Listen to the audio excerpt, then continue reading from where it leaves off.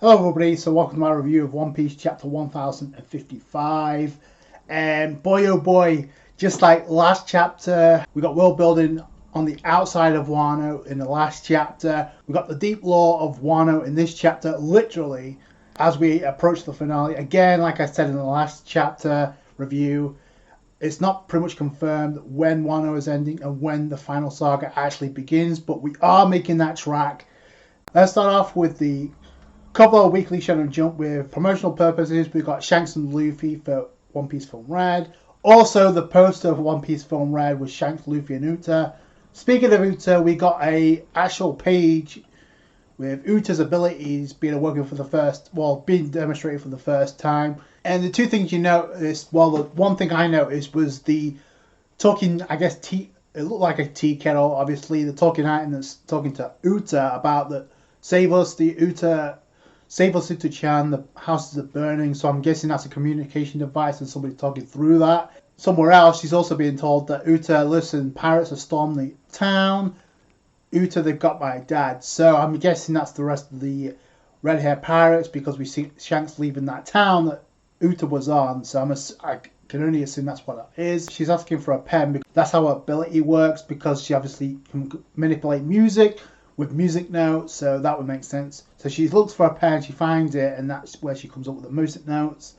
So it's called My Magnum Opus, which is pretty cool because it's giving us information about Uta before the movie actually premieres. So we start the chapter with the main event with Greenbull against the Akasaya 9, or at least what's red, which is interesting because we don't see Ukiku with them, which I kind of missed that in the previous chapter. Yamato's there and she does get caught by Greenbull's vines, but it cuts away, so it's pretty vague. So it starts off with pretty much Momonosuke reiterating that Yamato must not interfere. Yamato's asking, why won't you let me join in?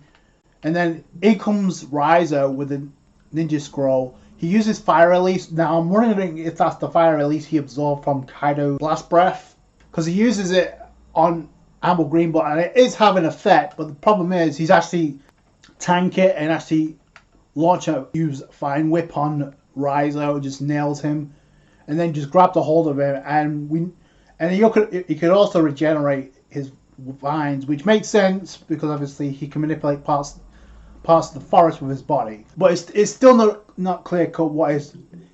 There's one translation in the last chapter that said it was forest fruit, and there's the official translation that claimed it was the woodward's fruit, so I'm not too sure about that. But he's manipulating the forest, and he's got Raizo and most of the scabbards in a bind. Even Kawamatsu, Denjiro, and Nekomamushi got caught by this.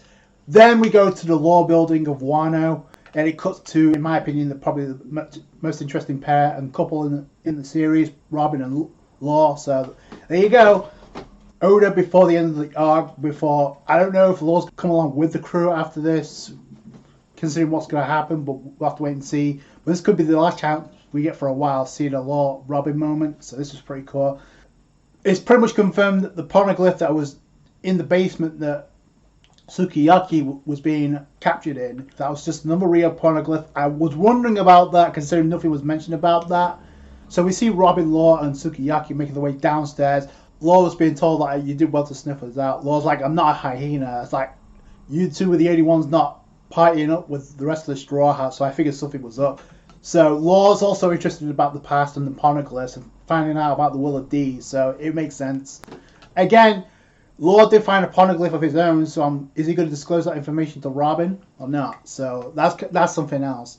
So it's interesting that Kaido and Orochi didn't know about this, but they were still able to find the Poneglyph in no time. And that's because of Jack's ability to submerge in the water, because we know he's a fisherman. So Robin asked how would a fisherman be in hell? Well, it pretty much answers the question right there. So there's a hole in the underground where Robin crawls through that, and then Law's there too. So that's the Law Robin moment. The old Wano has been submerged underwater, and Sukiyaki gives more exposition on that. But it's pretty much what it sounds, and it's completely a call back to Jaya, the city of gold back in Skypiea, where half of that was missing from Jaya, and we found out that's the city of gold. And that also had a Poneglyph. Sugiyagi explains that the original Wano was located at Mount Fuji and it was discovered, but this was apparently the original Wano. And then Robin responds like the current Wano, precisely. So the land further up mountain was established for settlers that grew into the country we are familiar with today. So this is where the raw Poneglyph and the original Wano came from, 800 years ago. So, and there we see it, the raw Poneglyph. So Robin's like, it really is here. We just need one more to travel to find Laugh-Tale. So a lot of people consider, because that's very close to where Kaido and Big Mom landed, we could see them again, unless they're actually dead. So we don't really know for sure. I want to point out there's nothing was stated about what was on that Poneglyph, but it is said that you would find a sleeping lying ancient weapon Pluton. Retrieving the Pluton will require the removal of the walls surround this nation. Opening the country is quite a literal act. Would lose our greatest defense and set loose one of them. So my question is this pretty much, is the ancient weapon a sea creature? Because he just set it loose on the world, on the outside world. And on top of that, it would lose our greatest defense from an incoming attack. Case in point, what we got with Greenbull right now. So this explains why Momonosuke did not want to open up the borders to Wano just yet. Poseidon in Shirahoshi can control the sea creatures, the sea kings. I cannot speak to what Odin may have learned himself during his voyages in the outside world, but Momonosuke can, but I don't think he's going to disclose that information until after everything's been settled with Greenbull, which I'm surprised actually happened in this chapter, but we'll get to that. Back to the action, and interesting dialogue from Greenbull, because he says, I'm sure living under Kaido's reign was hell, but having a Yonko actually kept up stability and order. Now without him, there is no order, and there was barely any order to begin with, like what we found out in the previous chapter with Sabo and the Revolutionary Army literally having a following, or Sabo, the Flame Emperor, having a following. So now the admirals are worrying about that, and now Greenbull is actually obsessed with actually bringing back Luffy, even though that's not part of the job description. He was ordered not to cause any trouble, and it backfired on him. But it is cool because we got some huge characterization for Momonosuke. Yamato was, like I said, was also caught in this fine whip, but it's only because Momonosuke didn't want Yamato to fight back. So it was very vague of how that happened. But if Yamato was like restraining herself, then that's really not a fair comparison, because I actually wanted to see this matchup. And we also found out that not much time has passed since the Straw Hats fought the raid in Onigashima, so they wouldn't have enough time to like recoup and take on Admiral Greenbull, even though this chapter pretty much confirmed what I said in the last chapter, and that most of the Straw Hats were aware of what's going on. But Momonosuke's response to Yamato, why Yamato couldn't fight, was pretty cool. So after all that time change up on Onigashima, you finally have a chance to be free. Because Yamato was like, hey, let's call Luffy. If he was at full, do you think it's possible that he could actually do some damage to Greenbull? Because I do think it's possible, especially with Yamato there. But the reason why is obviously that is why I refuse to take off or send off. Up until now, I have continued to rely on Luffy and the others. But it's imperative to prove that those that are staying here can repel any enemy on our own. So I like that. It's like, hey, there's no point in you going on to be free if you're worried about it. We can't handle the things on Wano after you're gone, which technically speaking they can't. So if we still have to depend on people who wish to leave, how can we look any of them in the eye and say that Wano is safe? That's pretty cool, because we know that Yamato, the reason why she stayed is because, yeah, she wanted to see the world and be free, but she also preserved the... She put the safety of Wano first, which is why I put her character above Kazuki Oda. I know a lot of people aren't going to like that, but the thing about that is Yamato had a dream too, and what was more important was actually putting the safety of the citizens of Wano first, which Odin just literally straight up left and went to follow Whitebeard, even though there was danger that was being left behind. So kind of the cool callback, and I like it's Momonosuke that realizes that. Speaking of Momonosuke, yes, he launches a blast breath, finally, that goes right through Greenbull in his tree bomb, I guess. Obviously, he's able to tank that, but he does multiple, and then And Yamato makes the comment that he's able to control it now, so that's actually pretty cool if he can. Seriously, he's trying to burn down the whole town, so that's actually a pretty interesting weakness because under normal circumstances that would work. So Greenbull's about to actually fire back, but before he does that, he's actually hit with Conqueror's Haki. Who the hell is that?